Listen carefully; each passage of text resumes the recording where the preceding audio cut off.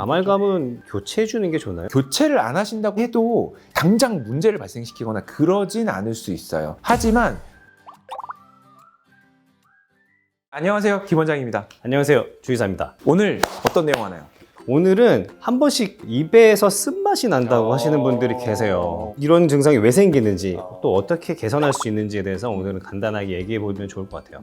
입에서 쓴맛이 난다. 저도 한 번씩 그래요. 술 많이 먹었을 때. 다음날 너무 힘들어. 입이 막 바짝바짝 말라가지고. 맞아요. 그러니까 입에서 쓴맛이 날 수 있는 요인이 몇 가지 되는 것 같아요. 가장 큰 요인은 구강건조증. 입안에는 수변한 상태라고 제가 항상 말씀을 드리잖아요. 수변하지 않으면 음식물을 먹거나 저작할 때 윤활 적응이 안 돼서 불편할 수 있어요. 그래서 입안에는 항상 침이 나오게 돼 있는데 침의 분비량이 적어지거나 거의 없어지거나 이런 경우도 있거든요. 입이 마르면서 구강 자결감, 뜨거운 것처럼 느껴지거나 입안에서 쓴맛이 나거나 이런 게 느껴질 수 있습니다. 구강 건조증의 원인이라고 보면은 약 때문일 수도 있고요. 고혈압 약이나 이런 것들 중에 침샘의 작용을 저해시키는 약도 있다 보니까 관리해 주시는 내과 원장님께 의뢰서를 써드리면은 약을 바꿔주시기도 하세요.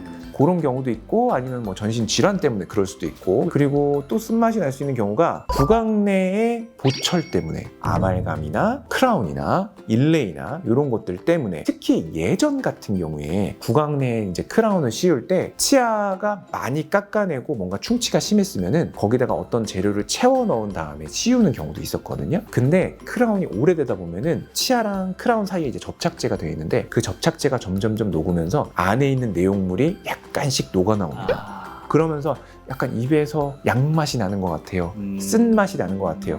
오래된 보철 때문에 나타날 수도 있어요. 아말감 같은 경우도 치아랑 접착되어 있는 게 아니에요. 언더컷이라고 해서 물리적으로 딱 걸리게 돼서 이게 떨어지지 않게 만들어 놓은 거거든요. 그러다 보니까 그 사이로 음식물 찌꺼기도 들어가고 안 좋은 물질이 들어갔다가 녹아져 나오면서 좀 쓴맛이 나는 경우도 있어요. 아말감 때문에도 쓴맛이 날 수도 있다고 했잖아요. 그럼 아말감은 교체해 주는 게 좋나요? 요즘에 좋은 재료들이 많이 나왔는데.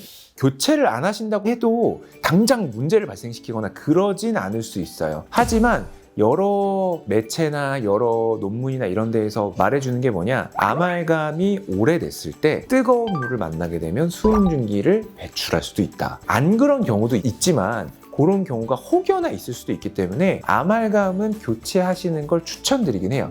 하지만 우리나라는 아직까지 아말감이 보험 재료예요. 아말감이 하면 안 된다 이런 건 아니지만 오래된 아말감들은 교체하시는 것도 생각해 보시는 게 좋을 것 같다. 깨져 나온 경우에는 무조건 교체해 주시는 걸 추천드려요. 깨진 곳으로 음식물이 끼거나 더 깨져 나갈 수 있기 때문에 깨진 아말감은 새로 해주시는 게 당연히 좋습니다. 그럼 양치질하고 나서 한번 좀 씁쓸한 맛이 날 때도 있는데 그건 왜 그래요?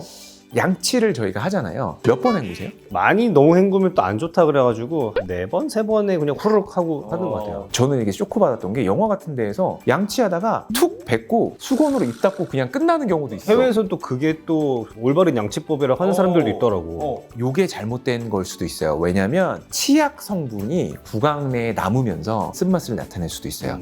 저희가 예전에 이제 치대에서 공부할 때 저희 예방치약 교수님이 말씀해 주신 게 적어도 7번 이상 헹궈라. 구강 내에 치약을 사용한다는 거는 구강 내에 인공 물질을 집어넣고 양치를 하는 거다 보니까 최소 7번 이상 헹궈서 구강 내를 깨끗이 해라. 이렇게 말씀하신 게 아직도 기억이 나는데, 치약을 사용해서 양치질 하셨을 때에는 꼭 강하게 각을 하셔가지고 구강 내에 있는 남은 치약 찌꺼기들을 다 뱉어내시는 게 좋아요. 치약이 남아있을 때 치약 건강에도 안 좋은 영향을 끼치나요? 안 좋을 것 같기도 해요. 치약 성분 중에 뭐가 들어있냐? 연마제가 들어있어요. 구강 내에 있는 치대치석을 최대한 잘 제거할 수 있게. 그 연마제 성분이 치아에 남아있다. 치아 깎일 수 있다는 얘기거든요. 구강 내에 연마제가 아주 소량이 있다고 하더라도 그게 계속된다. 하루에 3-4번씩 문제가 될 수도 있을 것 같아요. 그래서 강하게 각을 하셔가지고 남아있는 인공물질은 다 배출하시는 게 좋을 것 같아요.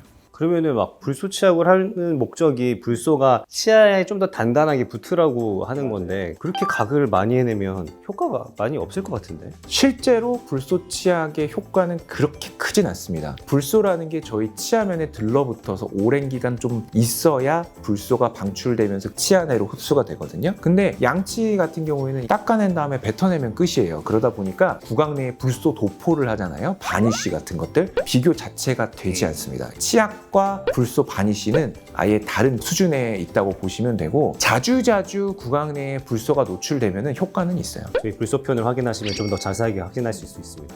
제가 블로그에도 썼었는데 역류성 식도염 때문에도 입에 좀 쓴맛이 날 수 있다고 한 걸 있어요. 그럴 가능성도 있을 것 같긴 한데 위산이나 이런 것들이 역류해가지고 이제 식도를 타고 구강내까지 나올 수 있는지는 저도 모르겠어요. 제가 전문의가 아니다 보니까. 근데 이런 것들이 지속된다, 산도가 높아진다, 치아 자체도 갈려 나갈 수 있고 보철물, 금이나 이런 것들 산에 녹아나거나 이러면서 약간 쓴맛이 날 수도 있을 것 같아요. 그리고 술 드시고 나서 구토 많이 하시는 분들 계시잖아요. 치아를 살펴보면 교두라고 해서 치아들이 뾰족뾰족해서 저작이 잘 돼야 되는데 맨들맨들하게 다 녹아 있어요. 그래서 이런 것들이 실제로 문제가 발생될 수는 있죠. 지금까지 말씀드린 것 이외에도 구강 내 위생 관리가 잘 안 된다거나 이랬을 때에도 그럴 수 있고, 이사님처럼 술 자주 드시는 분들 우울하시고 막 이렇게 하시면은 그러실 수도 있을 것 같아요. 그래서 적절한 구강 관리, 깨끗한 구강 관리 그런 거 좀 신경 써주시고 문제가 발생했을 때는 항상 치과에 빨리 오셔라, 그렇게 설명을 드릴 수 있을 것 같아요. 사실 저희가 유튜브에서 정보를 많이 드리긴 하지만 실제로 원장님이 봐서 진단을 내려주시는 게 제일 정확해요. 워낙에 시간도 짧고 하다 보니까 제가 가지고 있는 내용의 극히 일부분 정도밖에 말씀을 못 드려요. 그러니까 인터넷으로 뭔가를 습득해가지고 해결하려고 본인이 하지 마시고 꼭 병원에 오셔서 제대로 진단을 받으시고 그에 맞는 정확한 치료법이나 해결 방법을 알아가시길 바랍니다. 이제 입에서 쓴맛이 났을 때 원인들은 어떤 것들이 있는지에 대해서 간단하게 얘기를 나눠봤는데 정리해 주시고 마무리하는 걸로 할게요. 일단 술 그만 드시고, 구강 내에 쓴맛이 나는 경우는 여러 가지 이유가 있어요. 그래서 정확히 이유가 뭔지는 확인을 해보셔야 될 것 같고, 경험상 가장 큰 이유는 구강 내 건조증인 경우가 많아가지고 치과 오셔서 확인 한번 받아보시고, 만약 내복약에 문제가 있다 교체해 보시는 것도 방법 중에 하나니까 꼭 확인해 보시고 건강한 구강 관리 하셨으면 좋겠어요. 앞으로도 더 재밌는 주제로 찾아뵙도록 하겠습니다. 구독과 좋아요, 알림 설정 부탁드립니다. 오늘 여기까지 하죠. 안녕. 안녕.